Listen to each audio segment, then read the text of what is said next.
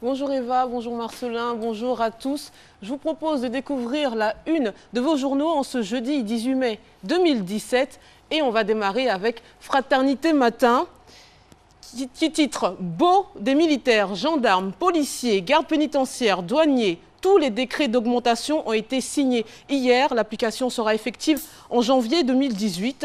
Et on apprend que les députés veulent une enquête parlementaire sur les remous dans l'armée.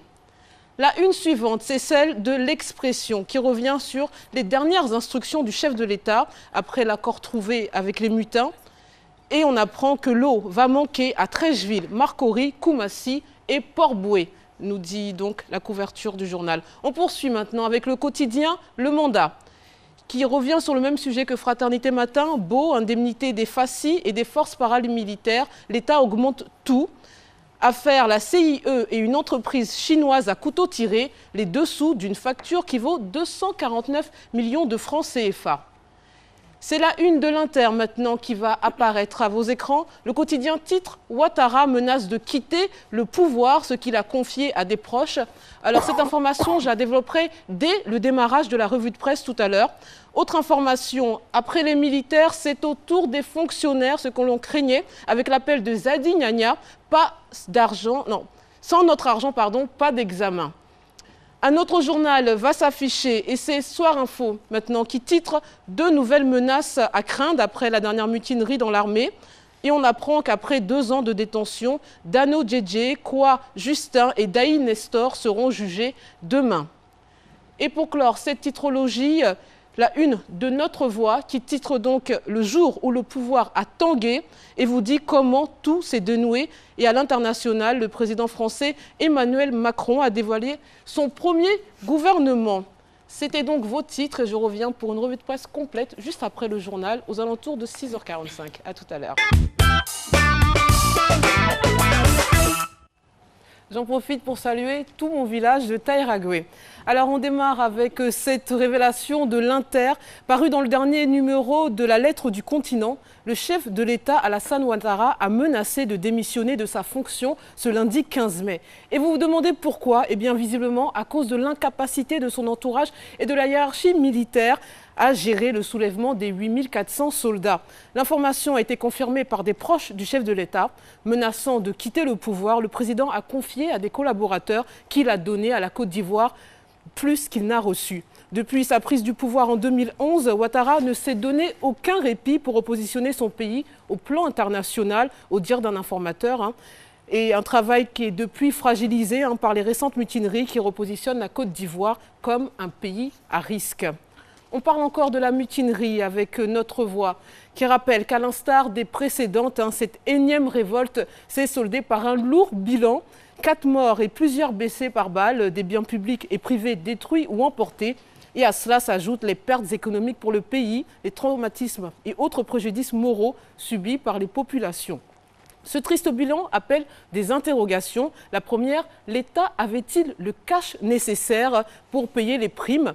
Et si oui, n'était-il pas plus simple de régler ces primes aux mutins dès les premières heures de la grogne afin d'épargner tout ce drame à la Côte d'Ivoire? Allez, un autre journal, mais toujours le même sujet, vous allez voir. Selon l'Expression, suite aux événements qui ont secoué le pays récemment, l'Assemblée nationale entend jouer son rôle dans la manifestation de la vérité. Au terme d'une réunion de la Commission Sécurité et Défense du Parlement, son président Konaté Sidiki a indiqué que la réflexion a été portée sur l'éventualité de la naissance d'une commission d'enquête parlementaire pour travailler sur la question. Et en croire Sidiki Konaté, les représentants de l'exécutif seront conviés à une séance d'information pour que les députés soient informés sur tout ce qui s'est passé. Certains iront même sur place, sur le terrain, pour faire des observations. Alors malgré l'optimisme affiché après la signature de l'accord, certains restent sceptiques. Dans Soir Info, Yao Prao Séraphin, universitaire économiste, estime que les jours à venir seront très sombres pour le pays. Il croit savoir que les ex-combattants se préparent à demander au régime des villas pour le service rendu. Un juriste relève un flou juridique qui rend le respect de cet accord incertain. À ses yeux, c'est un arrangement qui peut être défait par une partie à tout moment, si celle-ci n'est pas de bonne foi. Un autre pense pour sa part que le gouvernement a gagné la première manche d'une bataille à 2 tours. C'est donc un dossier à suivre. Allez, on prend la direction de la France où le nouveau Premier ministre Édouard Philippe a été donc nommé ce lundi 15 mai par Emmanuel Macron et la presse étrangère livre ses premières impressions sur cet homme politique de 46 ans encarté chez les Républicains. Pour le quotidien espagnol El País, le président a nommé un conservateur modéré à Matignon.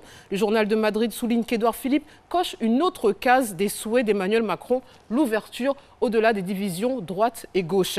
Le journal italien La Stampa liste des points communs entre les deux nouvelles têtes de l'État français. Tous deux pratiquent la boxe. Ils sont des produits de grandes écoles, les deux ayant fait l'ENA. La Stampa indique également que le maire du Havre parle allemand, est un admirateur de Winston Churchill, se montre confiant, peut-être trop parfois, et ne manque pas de sens de l'humour. Pour The Guardian, la tâche numéro 1 du nouveau Premier ministre sera de mener le terrible combat des élections législatives en juin pour faire remporter une majorité au jeune mouvement politique d'Emmanuel Macron. Elle en va terminer tous les jours avec l'insolite et une belle histoire, un peu de légèreté dans ce monde de brut.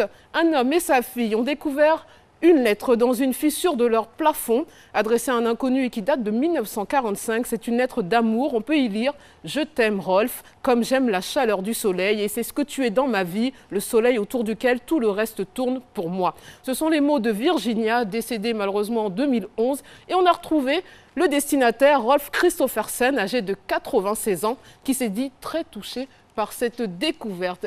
Et oui, comme quoi les mots doux, ça fait toujours plaisir, quel que soit l'âge et quel que soit le temps. Allez, je vous laisse avec Eva et Marcelin qui vont vous dire des mots doux, j'en suis sûre, et je vous dis donc à demain.